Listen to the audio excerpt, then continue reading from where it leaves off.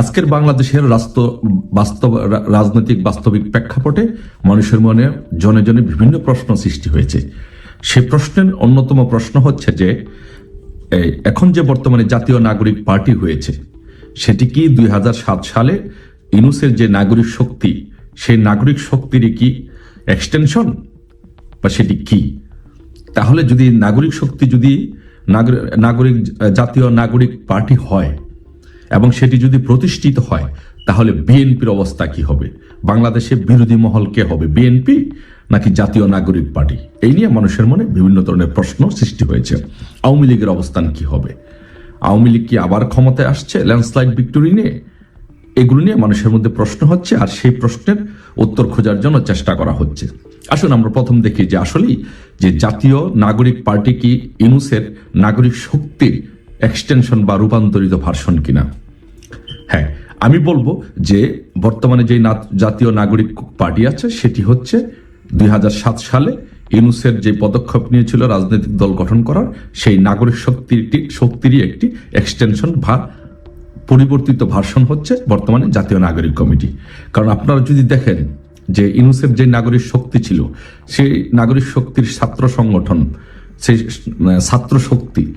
ছাত্র শক্তির নেতা কিন্তু ছিলেন আক্তার হোসেন। সেই আক্তার হোসেনই দীর্ঘ পথ পরিক্রমায় সে আন্দোলন সংগ্রাম কিন্তু ইউনূসের সাথে যোগাযোগ রেখে, সুৎকর মহাজন ইউনূসের সাথে সম্পর্ক রেখেই কিন্তু সেই আন্দোলনটি সে ধারাবাহিকভাবে এই পর্যন্ত নিয়ে এসেছিল। এটি যদি আমরা বিবেচনা করি দেখি, তাহলে আমরা ধরে নিতে পারি যে এই জাতীয় নাগরিক পার্টি হচ্ছে ইউনূসের নাগরিক শক্তির। এখন প্রশ্ন হচ্ছে, এটি যদি ইউনূসের নাগরিক শক্তির রূপান্তরিত রূপ হয় এবং এটি যদি প্রতিষ্ঠিত হয়, ইউনূসের এই পার্টি যদি প্রতিষ্ঠিত হয়, তাহলে বিএনপির অবস্থা কি হবে, বিরোধী মহল কি হবে? আমরা জানি যে বাংলাদেশের রাজনীতির প্রেক্ষাপটে বাংলাদেশের রাজনীতিতে দুটি ধারা। একটি ধারা হচ্ছে মুক্তিযুদ্ধের সপক্ষের শক্তির, যার নেতৃত্ব হচ্ছে বাংলাদেশ আওয়ামী লীগ। আরেকটি হচ্ছে মুক্তিযুদ্ধের বিপক্ষের শক্তি সহ বিভিন্ন সংমিশ্রণের বিভিন্ন দল থেকে আসা যাওয়া লোকজনকে নিয়ে গঠিত বিরোধী মহল, যার নেতৃত্ব দিয়ে আসছিল বিএনপি।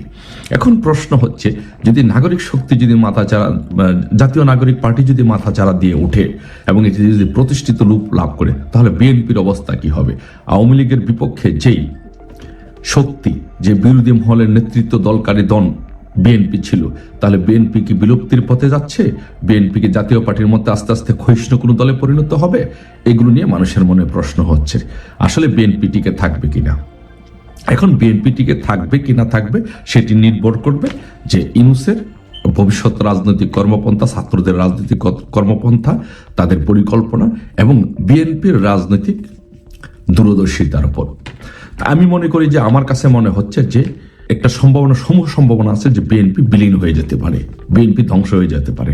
কারণ বিএনপি ধ্বংস হয়ে যেতে এই কারণে আমরা যে প্রথম যে জিনিসটি দেখেছি সেই জিনিসটি হচ্ছে যে 5 তারিখের পরে কিন্তু সারা বাংলাদেশে বিএনপির একটা ব্যাপক অবস্থান ছিল, কিন্তু সেই অবস্থান থেকে তাদের নেতা জনাব তারেক রহমান কিন্তু কোনো সিদ্ধান্ত নিতে পারে নাই, বাংলাদেশে যেতে পারে নাই।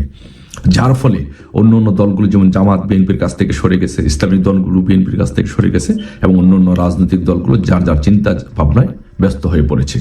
এরই ধারাবাহিকতায় এই সুযোগ নিয়ে ইউনূসের জাতীয় নাগরিক পার্টি, যেটা নাগরিক শক্তির রূপান্তরিত ভার্সন, সেটি প্রতিষ্ঠিত হয়ে গেছে এবং তারা কিন্তু দল ঘোষণা করেছে। এখন এই যে দল ঘোষণা করেছে জাতীয় নাগরিক পার্টি, এখানে যেই নেতৃবৃন্দ আছেন, যারা আছেন, তারা কোথায় থেকে গিয়েছেন, কোথায় থেকে যাবেন? আসলে এদের যে ছাত্র সংগঠন হবে, যুব সংগঠন হবে, জেলা উপজেলা পর্যায়ে কমিটিগুলো হবে, এগুলো বিএনপি থেকে বিভিন্ন নেতৃবৃন্দ গিয়ে এই কমিটিতে স্থান নেবে, বা ছাত্র দল থেকে কমিটির নেতৃবৃন্দ গিয়ে এই দলে পদপদবি নিবে। তার মানে এখন বোঝেন যে দিন দিন বিএনপির অবস্থা কোন পর্যায়ে যাচ্ছে। যদি এই ধারাবাহিকতা আর 6 মাস চলতে থাকে, যেটি জাতীয় নাগরিক পার্টি যেটি করার চেষ্টা করছে যে তারা উপজেলা নির্বাচন দিবে, স্থানীয় সরকার নির্বাচন দিবে, তারপরে জাতীয় নির্বাচন দিবে, তার মানে হচ্ছে বিএনপি থেকে আমরা যেটা প্রথম দিক দিয়ে বলে আসছি যে বিএনপি থেকে সমস্ত নেতৃবৃন্দদেরকে ভাগিয়ে নিয়ে তাদের দলটা একটি শক্তিশালী রূপান্তরিত দল করে তারপরে তারা জাতীয় নির্বাচন দিবে।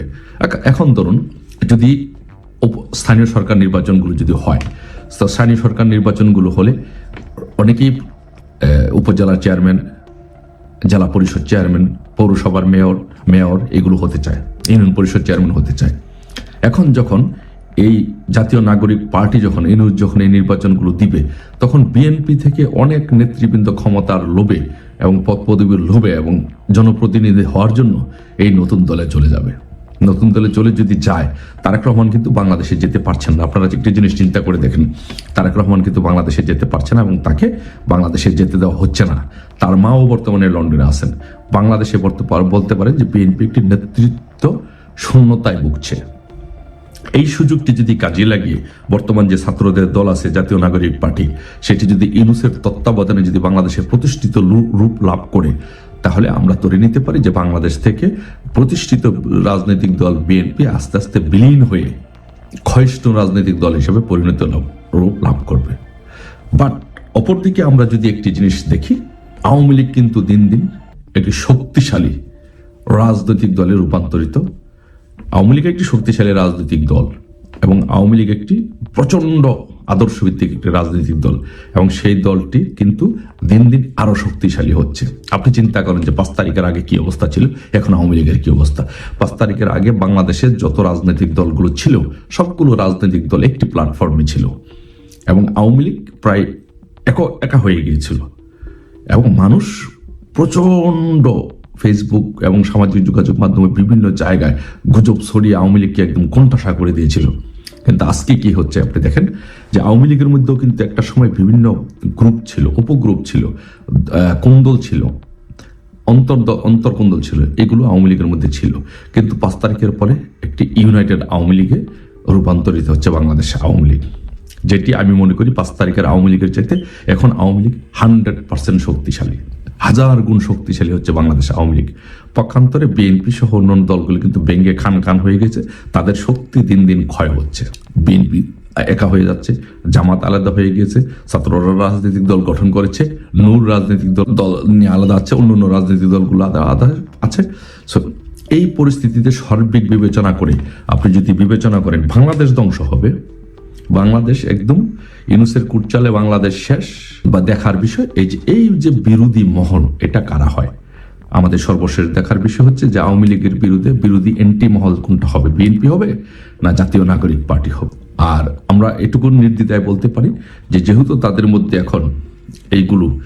মধ্যে যেহেতু এখন প্রচন্ড পরিমাণ ভাগাভাগি শুরু হয়েছে, তাদের শক্তিগুলো যেহেতু ভাগ হয়ে গিয়েছে, তার মানে বাংলাদেশ আওয়ামী লীগ আবারও যে কোনো সময় নির্বাচন হলে বাংলাদেশ আওয়ামী লীগ প্রচুর জনসমর্থন নিয়ে ল্যান্ডস্লাইড ভিক্টরি নিয়ে আবারও বাংলাদেশে প্রধানমন্ত্রী হবেন বঙ্গবন্ধু কন্যা শেখ হাসিনা। এখন আমি আপনাকে বলি যে একটা উদাহরণ দিয়ে বলছি যে কেন বাংলাদেশ আওয়ামী লীগ আবার নির্বাচনে জয়ী হবে।